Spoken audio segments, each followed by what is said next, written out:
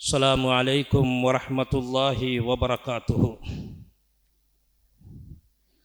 وأذر جودا من صحاب تماتر وأمن داه كل ماض وماتر مجيب وإن في الحس أنا تساتر قريب لأرباب الحوائج ماترا لأحمد حجابا ولا الباب يغلق. எல்லா புகழும் அல்லாஹ்வுக்கே உரியது. அல்ஹம்துலில்லாஹ். ஸலவாத்தும் ஸலாமும் எம் உயிரிலும் மேலான எங்கள் நாயகம் ஸல்லல்லாஹு அலைஹி வஸல்லம் அன்னவர்கள் மீதும், அந்த நாயகத்தை பிந்தியர்ந்த உத்தம சஹாபாக்கள், தாபியீன்கள், தபு தாபியீன்கள், இமாம்கள், வலிமார்கள், மஷாயிஹுமார்கள் அனைவர்கள் மீதும் என்றென்றும் உண்டாகட்டும். அன்புக்குரிய அல்லாஹுவின் நல்லடியார்களே, தீனுல் இஸ்லாம் மார்க்கம் அமலோடு சம்பந்தப்பட்டிருக்கிறது. அது மாத்திரமல்ல, ஒருவனுடைய பொருளாதாரத்தோடும் சம்பந்தப்பட்டிருக்கிறது. தொழுகை என்பது அமல், நோன்பு என்பது அமல், ஹஜ்ஜி செய்வது என்பது அமல். இது அல்லாஹ்வுக்கு நாம் செய்யக்கூடியவைகள். ஒருவனுடைய பொருளாதாரமும் மார்க்கமாக ஷரியத்தாக ஆக்கப்பட்டது தீனுல் இஸ்லாம் மார்க்கத்திலே தான். இன்றைக்கு உலகத்திலே பல மதங்கள் வந்திருக்கிறது. இந்த எல்லா மதத்திலேயும் பொருளாதாரம் பற்றி எந்த தீர்க்கதரிசியும் பேசவில்லை. அவர்களுடைய பௌத்த மதத்தை எடுங்கள், இந்து மதத்தை எடுங்கள், எப்படி அவன் பொருளாதாரத்தை ஈட்ட வேண்டும், எப்படி செலவழிக்க வேண்டும், அதிலே எப்படி கொடுக்கப்பட வேண்டும் என்று தீனுல் இஸ்லாம் மார்க்கம் தான் சட்டம் வகுத்திருக்கிறது. குர்ஆனும் ஹதீஸும் தானே ஒழிய வேறு எந்த ஒரு மார்க்கமும் பொருளாதாரத்தில் கை வைக்கவில்லை என்றுதான் வரலாறு சொல்கிறது. எனவே பொருளாதாரத்தோடு சம்பந்தப்பட்ட கடமை இருக்கிறது என்பதை குர்ஆன் சொல்லி காட்டுகிறது. கண்மணி நாயகம் ஸல்லல்லாஹு அலைஹி வஸல்லமுடைய ஹதீஸ் தெளிவுபடுத்துகிறது. இமாம்களுடைய சொல்லு நமக்கு தெளிவுபடுத்துகிறது. அன்புக்குரியவர்களே, அல்லாஹ்வின் நல்லடியார்களே, அம்வால் என்று சொன்னால் அவனுடைய முதலுக்கு சொல்லுவார்கள். அவனிடத்திலே இருக்கின்ற முதலுக்கு அம்வால் என்று சொல்வார்கள். அப்படி என்றால் குர்ஆனிலே பலவிதமாக அவனுடைய முதலை பற்றி பேசுவார்கள். ஒரு இடத்தில் அல்லாஹ் நீங்கள் சம்பாதிக்கின்ற முதல் ஜீனா, அழகு என்று சொல்கிறான். இன்னும் ஒரு இடத்துல இன்னமா அம்வாலுக்கும் வௌலாதுக்கும் ஃபித்னா, நீங்க சம்பாதிக்கின்ற முதலும் உங்களுடைய பிள்ளைகளும் ஃபித்னா என்று சொல்கிறான் அல்லாஹ். ஒரு இடத்துல முதல் அவனுடைய பொருளாதாரம் அது அழகுடையது, அது ஹைரானது என்று அல்லாஹ் குர்ஆனிலே சொல்கிறான். ஹைர் என்று சொன்னால், ஜீனா என்று சொன்னால் அழகு. நீங்கள் சம்பாதித்து வைத்திருக்கின்ற உங்களுடைய முதல்கள் எல்லாம் அழகானது. இன்னும் ஒரு இடத்தில் அல்லாஹ் சொல்கிறான், உங்களுடைய முதல் இருக்கிறதே சம்பாதித்தது ஃபித்னா என்று சொல்கிறான். ஃபித்னா என்றால் குழப்பவாதி, குழப்பக்காரன். பேச்சுக்கு சொல்வோம் அவன் ஒரு ஃபித்னாக்காரன் என்று, பேச்சுக்கு சொல்வோம் அல்லவா அவன் ஒரு ஃபித்னாக்காரன், குழப்பவாதி. அன்புக்குரியவர்களே, நாம் சம்பாதிக்கும் இந்த முதலை அல்லாஹ் இரண்டு விதமாக அழைக்கிறான். ஒரு விடயத்துக்கு இரண்டு விதம் வர முடியாது. ஒன்றோ நல்லவன் என்றிருச்சோடும், ஒன்றோ கெட்டவன் என்றிருச்சோடும். அவன் நல்லவனும் தான் கெட்டவனும் தான் என்றால் என்ன தீர்வு இதற்கு? உங்களுடைய முதல் உங்களுக்கு அழகானது என்று சொல்கிறான், சரி. இன்னும் ஒரு இடத்திலே நீங்கள் சம்பாதித்த முதல் இருக்கிறது அது ஃபித்னா, அது குழப்பம் என்று சொல்கிறான் என்றால் இதிலே குர்ஆன் சொல்லக்கூடியதின் மூலம் என்ன தெளிவாகிறது? ஒரு விடயத்துக்கு ரெண்டு விஷயம் வர முடியாது. ஒன்றோ அது குழப்பம் என்று இருக்க வேண்டும், அல்லது ஜீனா என்ற அழகாக இருக்க வேண்டும். அன்புக்குரியவர்களே, அல்லாஹ்வின் நல்லடியார்களே, அல்லாஹ் இரண்டு விதமாக இதை அழைத்தது எந்த குற்றமும் கிடையாது. அவன் சரியாகத்தான் சொன்னான், அவன் அழகாகத்தான் சொன்னான். நீங்கள் சம்பாதித்த உங்களுடைய முதல் இருக்கிறதே, சம்பாதிக்கின்ற விதத்திலே நீங்கள் சம்பாதித்து ஹலாலான முறையிலே அதை சம்பாதித்து, அதை கொடுக்க வேண்டிய முறையிலே அதை கொடுத்து, அதிலே ஜக்காத்து ஃபர்லாக்கப்பட்ட முறையிலே சதக்கா இருக்கின்றவைகளை பார்த்து நீங்கள் கொடுத்தால் அது ஜீனா, அது உங்களுக்கு அழகாக இருக்கும். அதே போலதான் நீங்கள் சம்பாதிக்கின்ற வழிமுறை பிழையாக இருந்தால், நீங்கள் தேடுகின்ற வழி மோசமானதாக இருந்தால், சம்பாதித்ததுக்கு பின்னால் அதிலே இருந்து கொடுக்கப்பட வேண்டியதை கொடுக்காமல் இறுக பற்றி பிடித்துக் கொண்டால், அதிலே கஞ்சத்தனம் செய்தால் ஃபித்னா என்று அல்லாஹ் சொல்கிறான். அது குழப்பத்தை விளைவிக்கும் உங்களுக்கு என்று ரப்புல் ஆலமீன் அழகான முறையிலே நாம் சம்பாதிக்கின்ற முதலுக்கு இப்படி விளக்கம் சொல்லி காட்டுகிறான். அன்புக்குரியவர்களே, அல்லாஹ்வின் நல்லடியார்களே, நாம் சம்பாதித்திருக்கின்ற நமது முதல் இதிலே இருந்து அல்லாஹ் ஒரு விடயத்தை நமக்கு கற்றுத்தருகிறான். நீங்கள் கொடுக்க வேண்டும். நீங்கள் கொடுக்க வேண்டிய பங்கு உங்களிலிருந்தே வெளியாக்கப்பட வேண்டும் என்று அல்லாஹ்வும் கண்மணி நாயகமும் நமக்கு ஷரியாத்திலே மார்க்கத்திலே கடமையாக்கி இருக்கிறான். அதுதான் ஜக்காத்து என்று சொல்லக்கூடியது. இந்த ஜக்காத்தை நீங்கள் வெளியாக்கி விட்டீர்கள் என்று சொன்னால் உங்களுடைய முதல்ல ஃபித்னா இருக்காது. ரசூலுல்லாஹி ஸல்லல்லாஹு அலைஹி வஸல்லம் ஹதீஸிலே சொல்லி காட்டுகின்றார்கள், ஷர்ரண்ட கெடுதி உங்களுடைய முதலை விட்டும் வெளியாகிவிடும். ஷர்ரண்ட கெடுதி உங்களுடைய முதலை விட்டும் அகண்டுவிடும், நீங்கள் சரியான முறையிலே நீங்கள் கொடுப்பீர்களே ஆனால். அன்புக்குரியவர்களே, அல்லாஹ்வின் நல்லடியார்களே, அல்லாஹ் குர்ஆனிலே சொல்கிறான், வஃபி அம்வாலிஹிம் ஹக்குன் லிஸ்ஸாயிலி வல் மஹ்ரூம். அவர்களுடைய முதல்களிலே ஹக்கு இருக்கிறது. அப்படி என்றால் ஜக்காத் இருக்கிறது. யாருக்கு? இல்லாதவர்களுக்கும் கேட்டு வந்தவனுக்கும் கொடுக்கின்றது அவர்களுடைய முதல்ல இருக்கிறது என்று அல்லாஹ் குர்ஆனிலே சொல்கிறான். நல்லாக விளங்க வேண்டும் இந்த ஆயத்தை. நாங்கள் சம்பாதித்த பணம் இருக்கிறதே, முதல் இருக்கிறதே, அது எங்களுக்குரியது அல்ல என்று அல்லாஹ் சொல்கிறான். அதிலே ஏழைகளுக்குரிய ஹக்கு இருக்கிறது, அதை நீ வைத்துக் கொண்டு இருக்கிறாய். அன்புக்குரியவர்களே, அல்லாஹ்வின் நல்லடியார்களே, நாம் சம்பாதித்த முதல், இந்த சம்பாதித்த முதல்லே ஏழைகளுக்கு ஹக்கு இருக்கிறது என்று அல்லாஹ் சொல்கிறான். இல்லாதவர்களுக்கு அங்கே ஹக்கு இருக்கிறது என்று அல்லாஹ் சொல்கிறான். நீ அதை வைத்துக் கொண்டிருக்கிறாய், கொடுத்துத்தானாக வேண்டும் என்று அல்லாஹ் கட்டளையிடுகிறான். அது உனக்குரியது அல்ல. அன்புக்குரியவர்களே, வேறொருவனுடைய ஏதாவது ஒரு பணத்தை நான் எடுத்து வைத்துக் கொண்டால் அது எனக்குரியது அல்ல. வேறொருவனுடைய சொத்தை நான் வைத்துக் கொண்டால் அது எனக்குரியது அல்ல. அது கொடுத்துத்தானாக வேண்டும். அதுபோலதான் அல்லாஹ் சொல்கிறான், உன்னுடைய முதலிலே ஏழைகளுடைய வரி இருக்கிறது, அதை நீ வைத்துக் கொண்டிருக்கிறாய், கொடுத்துத்தானாக வேண்டும். கொடுங்கள் என்று சொல்லவில்லை, நீ வைத்துக் கொண்டிருக்கிறாய், வெளியாக்கித்தானாக வேண்டும். அதனாலதான் அன்புக்குரியவர்களே, அல்லாஹ்வின் நல்லடியார்களே, நாம் சம்பாதித்தது நமக்குரியது அல்ல, அது என்னுடையது அல்ல. அதிலே ஏழைகளுடைய ஹக்கு இருக்கிறது என்று குர்ஆன் சொல்லி காட்டுகிறது. எது போல என்றால், ரூஹ் இருக்கிறது அல்லவா, இந்த உடம்பிலே ரூஹ் இருக்கிறது. இந்த ரூஹ் எங்களுக்கு சொந்தமானதா? அவன் நாடிய நேரம் எடுத்துடுவான். அது அவனுக்குரியது, ரப்புக்குரியது. இந்த பள்ளி வாயிலிலே எவ்வளவு காலமாக தொழுதார்கள், தொழுதவர்கள் எங்கே? மையவாடியிலே தான் இருக்கின்றார்கள். அவன் அதை எடுத்து விட்டான், அது அவனுடைய ஹக்கு, அது அவனுடைய உரிமை சொத்து, அவன் எடுத்தான். அதுபோலதான் நீ சம்பாதித்த முதலிலே ஏழைகளுக்குரிய ஹக்கு இருக்கிறது என்று அல்லாஹ் குர்ஆனிலே சொல்லி காட்டுகிறான். கொடுத்துத்தானாக வேண்டும், அதை நீ வைத்துக் கொண்டிருக்க முடியாது. எவ்வளவு தூரத்துக்கு அல்லாஹ் குர்ஆனிலே பேசுகிறான். அன்புக்குரியவர்களே, இன்னும் ஒரு இடத்தில் அல்லாஹ் சொல்கிறான், வஆதூஹும் மிம்மா ஆதாகுமுல்லாஹு. அவர்கள் கொடுக்கின்றார்கள், அவர்கள் கொடுக்கின்றதை அவர்கள் நினைக்க கூடாது, அவர்கள் தான் கொடுப்பதை நான் தந்தது அல்லாஹ் சொல்கிறான். அல்லாஹ்வாகிய நான் உனக்கு தந்ததுதான். நீ நினைச்சாதே நீ சம்பாதிச்சது இது ஏண்ட ஹக்கு, நான் வேர்வை சிந்தியது என்றெல்லாம் நினைத்து விடாதே. நான் தந்தது, அதைத்தான் கொடுக்கிறாய், கொடு. அன்புக்குரியவர்களே, அல்லாஹ்வின் நல்லடியார்களே, தந்ததும் அவன்தான், எடுத்தவனும் அவன்தான், குறைத்தவனும் அவன்தான், கூட்டியவனும் அவன்தான், பறித்தவனும் அவன்தான், பெருகச் செய்தவனும் அவன்தான். அதனால சொல்கிறான், நான் தந்ததுதான், அது ஏண்ட அல்லாஹ் சொல்கிறான்.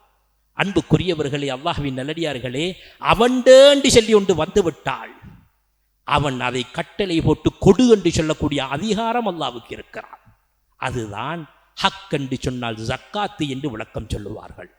ஜக்காத்தை நீ வெளியாக்கித்தான் ஆக வேண்டும், நீ கொடுத்துத்தான் ஆக வேண்டும். அது ஏழைகளுடைய ஹக்கு ஒன்றிலே இருக்கிறாய், அதை நீ நிறைவேற்றித்தான் ஆக வேண்டும். நீ கொடுக்காமல் இருக்கும் காலமெல்லாம் உன்னிலே அது சரி வராது என்று குர்ஆன் நமக்கு கட்டளையிட்டுக் கொண்டிருக்கிறது. எனவே அன்புக்குரியவர்களே, அல்லாஹ்வின் நல்லடியார்களே, இதை நாம் வெளியாக்க வேண்டும், இதை நாங்கள் கொடுக்க வேண்டும். இதை பதுக்கி வைத்து கொள்ள முடியாது. வைத்து கொண்டால் அல்லாஹ்வுக்கு எடுக்கவும் தெரியும், நன்றாக தெரிந்து கொள்ள வேண்டும். ஏழைகளுடைய ஹக்கை எவன் வைத்துக் கொண்டு கொடுக்கவில்லையே, அல்வல்லதீன யப்கலூன பிமா ஆத்தாஹுமுல்லாஹ் மின் ஃபத்லி, அல்லாஹ் குர்ஆனிலே சொல்கிறான். வைத்துக் கொண்டு உலோபித்தனம் செய்கிறான், பகில்தனம் செய்கிறான், அது அவனுக்கு கைறு கிடையாது, சிறப்பு கிடையாது. தந்தவனுக்கு எடுக்கவும் தெரியும், பிடுங்கவும் தெரியும், உரியப்படவும் தெரியும், கலட்டிவிடவும் தெரியும். தந்தவனுக்கு அது தெரியாதா? அன்புக்குரியவர்களே, அல்லாஹ்வின் நல்லடியார்களே, இதனால் தான் அல்லாஹ் பல இடங்களில் இந்த ஜக்காத்தை பற்றி வலியுறுத்தி கூறுவது, ஏழைகளாகிய என்னுடைய அடியான்களுக்கு கொடுத்துத்தான் ஆக வேண்டும், அவர்களும் சமநிலைக்கு வர வேண்டும், அவர்களுடைய நோக்கமும் நல்லாக இருக்க வேண்டும் என்பதுதான் குர்ஆனுடைய பிரதானமான நோக்கம் என்பதனால் தான் அது ஏண்டது, அது ஏழைகளுடைய ஹக்கு தான் ஒன்றுட்டிக்குது என்று அல்லாஹ் குர்ஆனிலே நமக்கு கட்டளையிட்டுக் கொண்டிருக்கிறான். அன்புக்குரியவர்களே, அல்லாஹ்வின் நல்லடியார்களே, கொடுக்கின்ற நேரத்தில் கொஞ்சம் மனசுக்கு பாரம்தான். கொடுக்க முற்படும் பொழுது உள்ளத்துக்கு பாரம். பேச 10 பயணம் திறந்துட்டு மூடு குறைஞ்சிட்டுதோ, இது மனிதனுடைய இயல்பு தான். அது எல்லாருக்கும் உள்ளதுதான். அது எல்லாருக்கும் ஒரு கஷ்டமான ஒரு வேலை தான். கொடுக்கு என்ற இடத்துக்கு வருகின்ற பொழுது அதை கொடுக்க நினைப்பது, உள்ளத்திலே கொண்டு வருவது. அதற்காக வேண்டி பேச திறந்துட்டு 10 தடவை யோசிப்பான், 10 பேரிட்ட அபிப்பிராயம் கேட்பான். இது மனிதனுடைய இயல்பு. அல்லாஹ் குர்ஆனிலே சொல்லி காட்டுகிறான், அஷ்ஷைத்தானு யஇதுகுமுல் ஃபக்ர் வ யஅமுருக்கும் பில் ஃபஹ்ஷா. அல்லாஹ் குர்ஆனிலே சொல்லி காட்டுகிறான், ஷைத்தான் உங்களுக்கு ஃபக்ர் என்ற வறுமையைத்தான் உங்களுக்கு பயமுறுத்தி கொண்டிருப்பான். ஷைத்தான் தான் சொல்கிறது, கொடுத்துடாதே, குறைஞ்சிடும், கொடுத்துடாதே, அங்க வாங்கிலா பெற்றிரும், கொடுத்துடாதே, மகளுக்கு வச்சிச்சது, கொடுத்துடாதே, மகனுக்கு வச்சிக்கியது, கொடுத்துடாதே. யார் ஏவுகிறான்? அதை ஷைத்தான் ஏவுகிறான். வயஉமுரு பில் ஃபஹ்ஷா, கெடுதிகளை கொண்டுதான் அவன் ஏவுகிறான். அதுக்கு பின்னால் அல்லாஹ் சொல்கிறான், வல்லாஹு யஇதுக்கும் மக்ஃபிரத்தம் மின்ஹு வ ஃபத்லா. அல்லாஹ் ஏவுகிறான் ஃபத்ல கொண்டு. குடு, நான் தருகிறேன், குடு, நான் தருகிறேன். அன்புக்குரியவர்களே, இந்த இடத்திலே ஷைத்தானை எடுப்பதா அல்லாஹ்வை எடுப்பதா? இந்த ஆயத்தில் அல்லாஹ் சொல்கிறான், ஷைத்தான் தான் பயமுறுத்துகிறான். எப்படி? ஃபக்ரை கொண்டும் ஃபஹ்ஷா என்பதை கொண்டும் ஷைத்தான் ஏவிக்கொண்டிருக்கிறான். அல்லாஹ் சொல்கிறான், ஃபத்லு, உனக்கு வரும் கொடு. இதிலே யாரை எடுப்பது? அன்புக்குரியவர்களே, அல்லாஹ்வின் நல்லடியார்களே, அல்லாஹ் சொன்னதைத்தான் எடுக்க வேண்டும். அல்லாஹ் சொன்னதை எடுக்காமல் ஷைத்தான் சொல்வதை எடுத்தால் அவனுக்கு கெடுதியும் வறுமையும் தான் அங்கே இருக்கிறது என்று குர்ஆன் நமக்கு தெளிவுபடுத்தி கொண்டிருக்கிறது என்பதை அன்புக்குரியவர்களே, அல்லாஹ்வின் நல்லடியார்களே, நாங்கள் விளங்கிக் கொள்ள வேண்டும். உங்களுக்கு தெரியும், ஜக்காத்து 2.5% கொடுக்கப்பட வேண்டும், சட்டமும் எழுதப்பட்டு விட்டது. கூடி முடிவெடுத்து இந்த வருஷம் எப்படி கொடுக்கணும் ஒன்றும் இல்லை. கியாம வரைபந்தம் இதுதான். இதுதான் அல்லாஹ்வுடைய கட்டளை. அல்லாஹ்வுடைய கட்டளை இதுதான். எப்ப இஸ்லாம் உருவானதோ, எப்ப முடிகிறதோ, அது வரும் வரைக்கும் இதுதான் சட்டம். எப்படிப்பட்ட சட்டம்? நீங்க கூடி முடிவெடுங்கோ, நீங்க மஷூரா செய்யுங்கோ.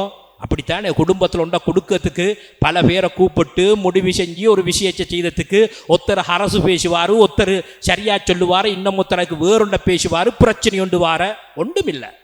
அல்லாஹ் சொல்லிட்டான், கியாம வரைபந்தம் இதுதான். ஒரு பிரச்சனையும் இல்லை. இதுக்கு தீர்வு தேடவோ, பிரச்சனை தேடவோ, இதுக்கு அதிகாரம் தேடவோ, கணக்கு எவ்வளவு தேடவோ இல்லை. கியாம வரைபந்தம் இதுதான். எது போல என்றால், வாரிசு உரிமை சொத்து போல. எங்கட சொத்து எங்கட புள்ள குட்டிகளுக்கு எப்படி போகணும், எப்படி இருக்கணும், குர்ஆன் அழகா பங்க பிரிச்சுட்ட.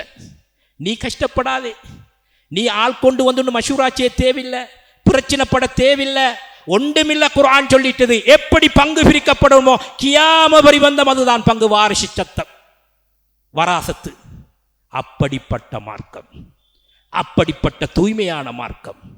அதனால தான் கொடுக்கின்ற கணக்கையும் அல்லாஹ் சொல்லிவிட்டான், கியாம பரிபந்தம் சொல்லிவிட்டான்.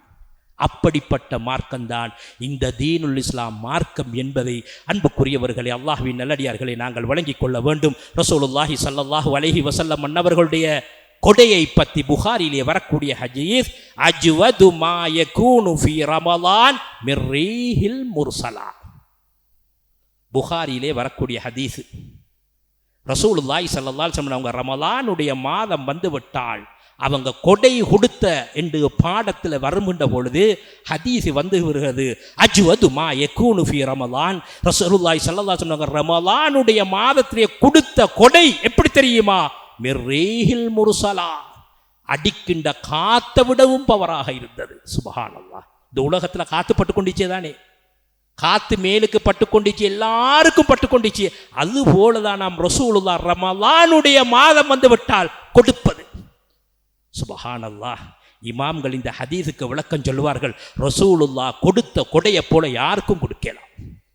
எப்படி உவமானம்? காத்து அடிப்பது போலதான், காத்து அடிப்பது போலதான் ரசூலுல்லாஹி ஸல்லல்லாஹு அலைஹி வஸல்லம் அன்னவர்களுடைய கொடை, அதாவது கொடுக்கின்ற கொடை இந்த ரமலானுடைய மாதம் இருந்தது என்று புகாரிலே ஹதீஸ் வந்திருக்கிறது என்று சொன்னால், அன்புக்குரியவர்களே, அல்லாஹ்வின் நல்லடியார்களே, அளவு பார்க்கல, நிறை பார்க்கல, ஒன்றும் பார்க்கல, காத்து எப்படி அடிக்குமோ அது போலதான் கொடுத்து கொண்டிருந்தார்கள் என்று உயிரிலும் மேலான நாயகம் ஸல்லல்லாஹு அலைஹி வஸல்லம் அன்னவர்களுடைய கொடையை பற்றி புகாரிலே ஹதீஸ் வந்திருக்கிறது.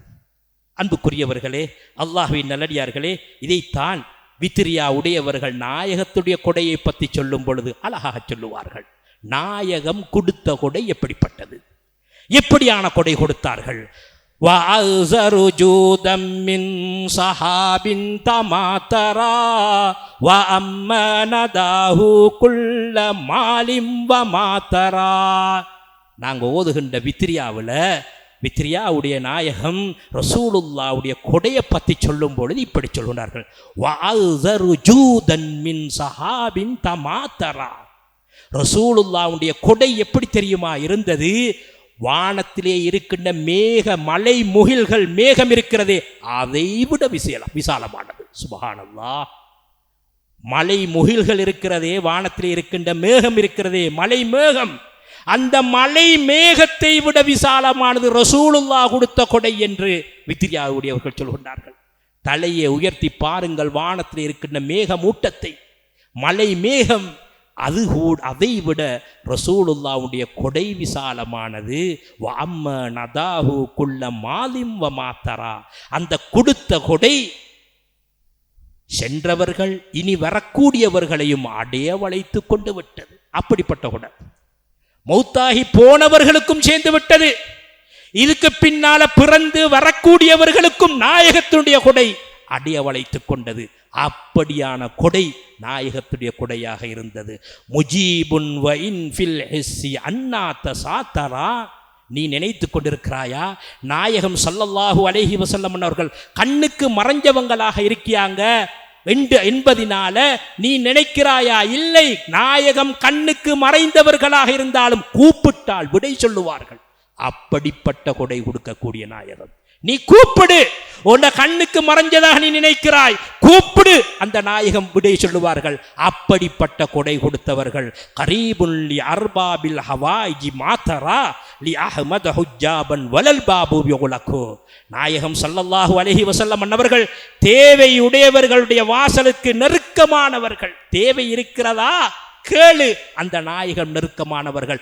அந்த நாயகத்தினுடைய கொடை என்ற வாசலுக்கு வாசல்காரன் கிடையாது, அந்த வாசப்படி மூடப்பட மாட்டாது. வித்ரியாவுடையவர்கள் நாயகத்துடைய கொடையை பற்றி சொல்லுவார்கள். மேக முகில்களை விட விசாலமானது ரசூலுல்லாஹ் கொடுத்தது. புகாரிலே வரக்கூடிய ஹதீஸ், அடிக்கின்ற காட்டை விட விசாலமானது.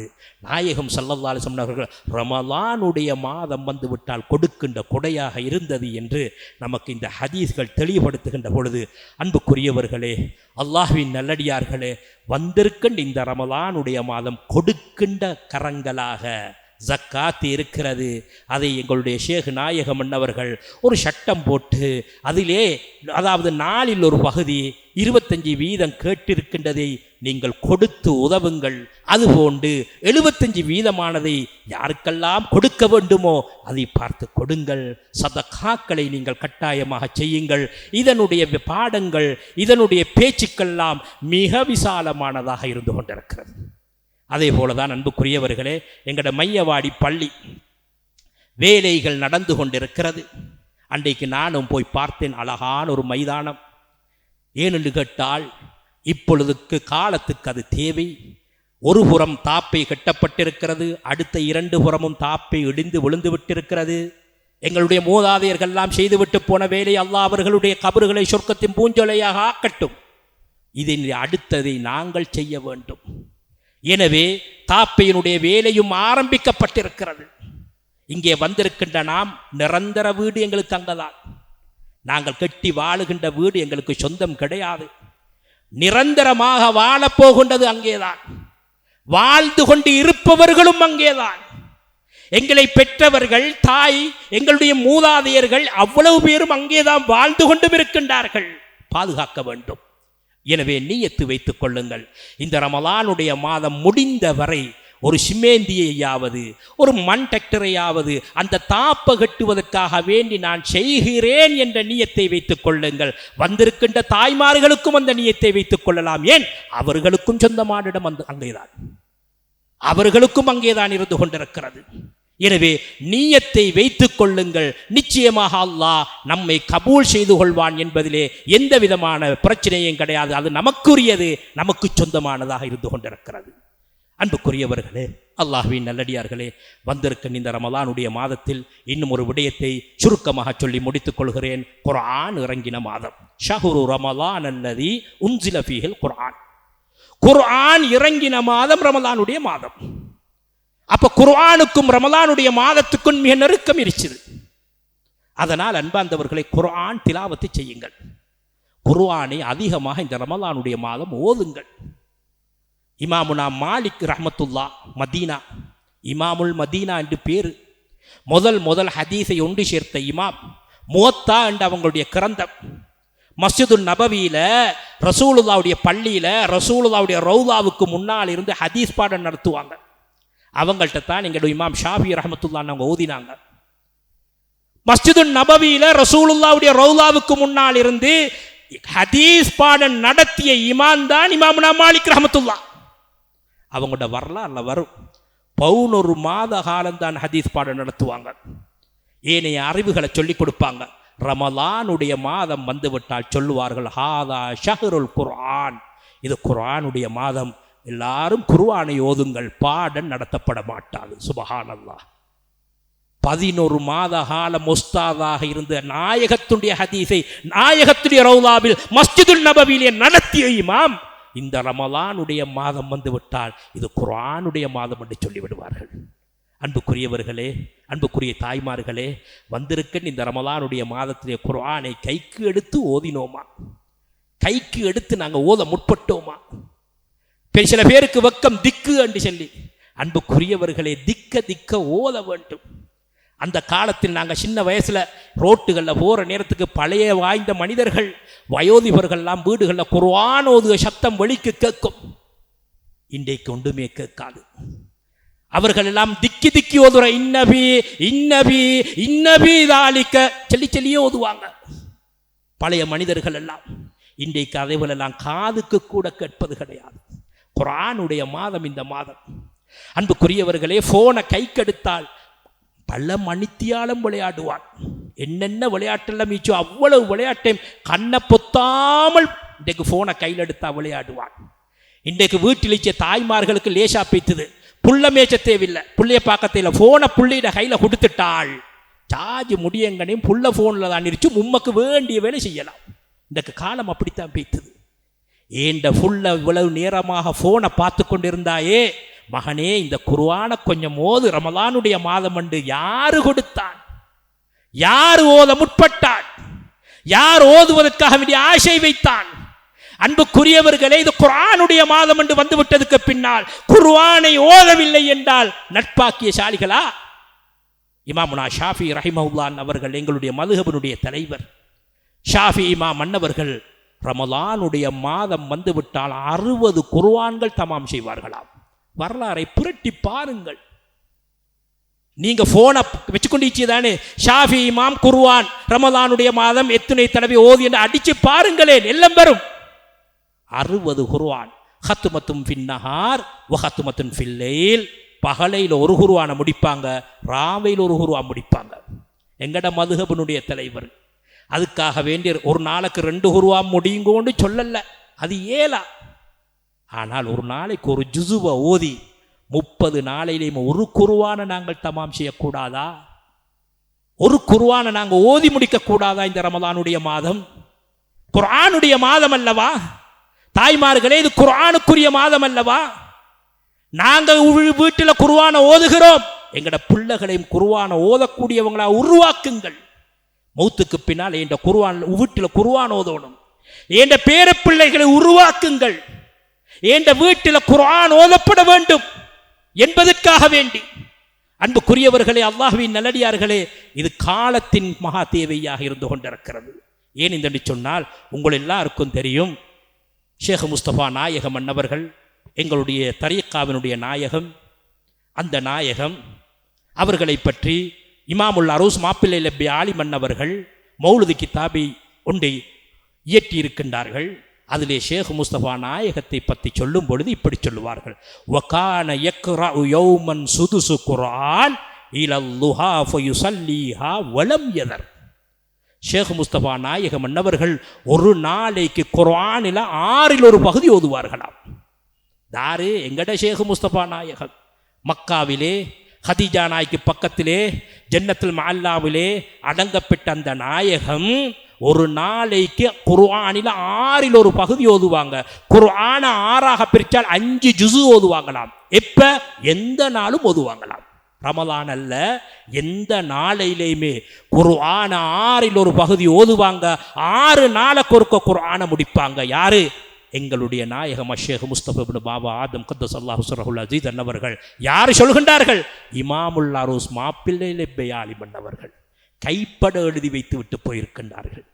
அப்படிப்பட்ட தரீக்காவை பின்பற்றுகின்ற நாம், அந்த தரீக்காவிலே வாழக்கூடிய நாம், அன்புக்குரியவர்களே, அல்லாஹ்வின் நல்லடியார்களே, குர்ஆனை ஏன் சுமக்கக்கூடாது?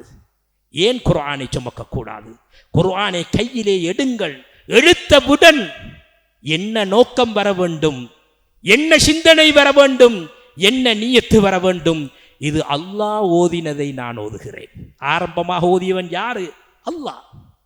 அல்லாஹ் ஓதியதை நான் ஓதுகிறேன் என்ற நியத்தை வையுங்கள்.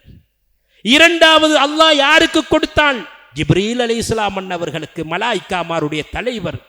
மலாயிக்காமார்களுடைய தலைவராகிய ஜிப்ரீல் ஓதினதை நான் ஓதுகிறேன். ஜிப்ரீல் அலைஹிஸ்ஸலாம் அன்னவர்கள் யாருக்கு வந்து கொடுத்தார்?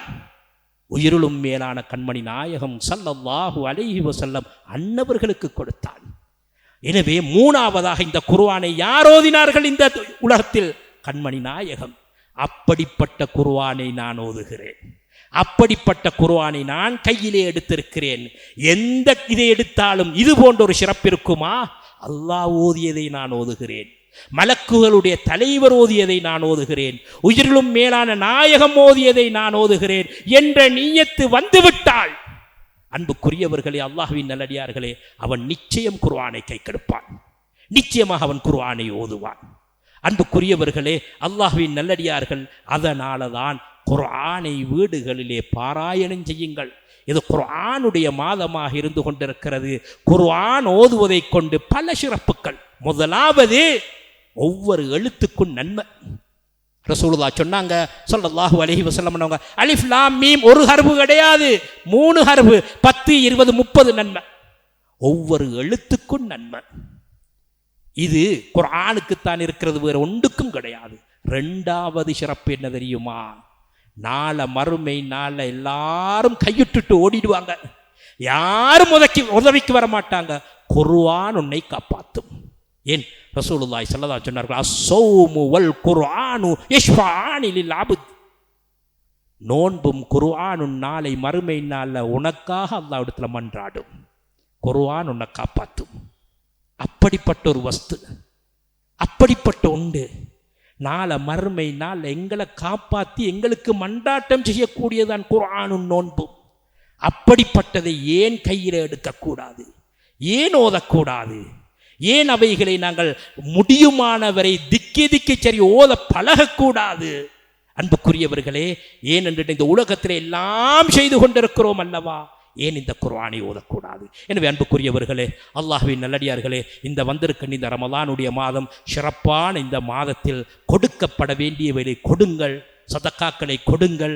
ஆக முக்கியமாக ஊர்களில் இருக்கின்றவர்களுக்கு கொடுங்கள். குடும்பத்திலே கஷ்டவாளிகளுக்கு கொடுங்கள். பள்ளி வாயிலே வேலை செய்யக்கூடிய முஅத்தின் ஆலிம்கள் இருக்கின்றார்கள். தெக்கியாவிலே வேலை செய்யக்கூடியவர்கள் இருக்கின்றார்கள். ஊரிலே வேலை செய்யக்கூடியவர்கள் இருக்கின்றார்கள்.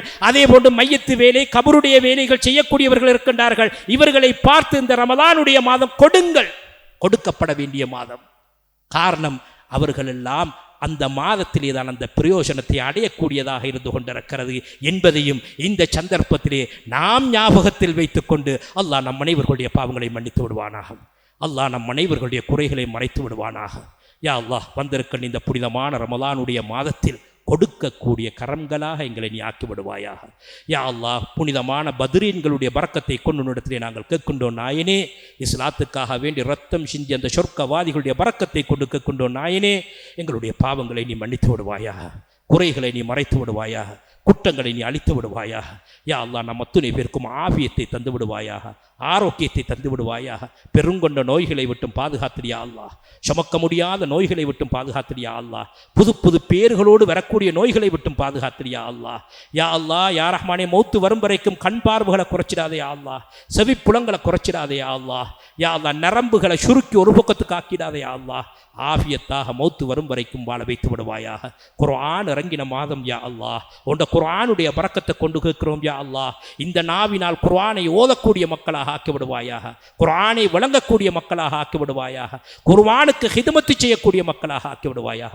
யா அல்லாஹ், யா ரஹ்மானே, வந்திருக்க இந்த ரமலானுடைய மாதத்தை சீரும் சிறப்புமாக கழிப்பதற்கு நீ உதவியாக இருப்பாயாக. கொடுக்கக்கூடிய கரங்களாக ஆக்கி விடுவாயாக. யா அல்லாஹ், யா ரஹ்மானே, நம்ம அத்தனை பேருக்கும் ஈடேற்றமான வாழ்க்கையை நீ தந்து விடுவாயாக. சந்தோஷமான வாழ்க்கையை நீ தந்து விடுவாயாக. எங்களுடைய மௌத்தை அழகாக்கி விடுவாயாக. சக்கராத்து ஹாலை லேசாக்குவாயாக. களிமாவோடு மரணிக்கின்ற பாக்கியத்தை தந்து விடுவாயாக. எங்களுடைய ரூஹு விரிகின்ற நேரத்திலே உயிரிலும் மேலான அந்த கண்மணி நாயகத்திலே முபாரக்கான முகத்தை பார்த்தவனாக ரூஹு விரியக்கூடிய பாக்கியத்தை நம் அனைவர்களுக்கு நீ தந்து விடுவாயாக. கடைசி முடிவை நல்ல முடிவாக ஆக்கிறியா அல்லாஹ். கெட்ட முடிவாக நீ ஆக்கிறாதே அல்லாஹ். எங்களை எல்லாம் வளர்த்து ஆளாக்கி விட்டு போன தாய் தந்தையர்களை மன்னிச்சிரியா அல்லாஹ். அவர்களுடைய ஹக்குகளை பேண தவறிவிட்டோம் யா அல்லாஹ். அதுக்காக வேண்டி குற்றம் பிடித்து விடாதே நாயனே. அவர்கள் கபருடைய வாழ்க்கைக்கு போய்விட்டார்கள் யா அல்லாஹ். அவர்களுடைய மண்ணறையை சொர்க்கத்தின் பூஞ்சோலையாக ஆக்கி விடுவாயாக. நரகத்தை விட்டும் அவர்களை நீ பாதுகாத்து விடுவாயாக. அவர்களுக்கு நாம் கேட்கின்ற இந்த துவாவை கொண்டு நீ ஈடேற்றத்தை கொடுத்து விடுவாய் யா அல்லாஹ். கைவிடுத்த மஷாயிகுமார்களுக்கு நீ பரக்கத்து செய்வாயாக. ஹயாத்தை நீளமாக்குவாயாக. ஆபத்துக்கள், பலாய்கள், முசீபாத்துக்களை விட்டும் பாதுகாத்து விடுவாயாக. இந்த இடத்திலே வந்திருக்கின்ற தாய்மார்கள் அத்துணை பேரும் கையேந்தி இருக்கின்ற அத்துணை பேருடைய ஹலாலான ஹாஜத்துக்களையும் நீ கபூலாக்கி விடுவாயாக. கேட்ட துவாக்களை கபூல் செய்து கொள்வாயாக. வாஹிர் தவானானில் அல்ஹம்துலில்லாஹி ரப்பில் ஆலமீன். அஸ்ஸலாமு அலைக்கும்.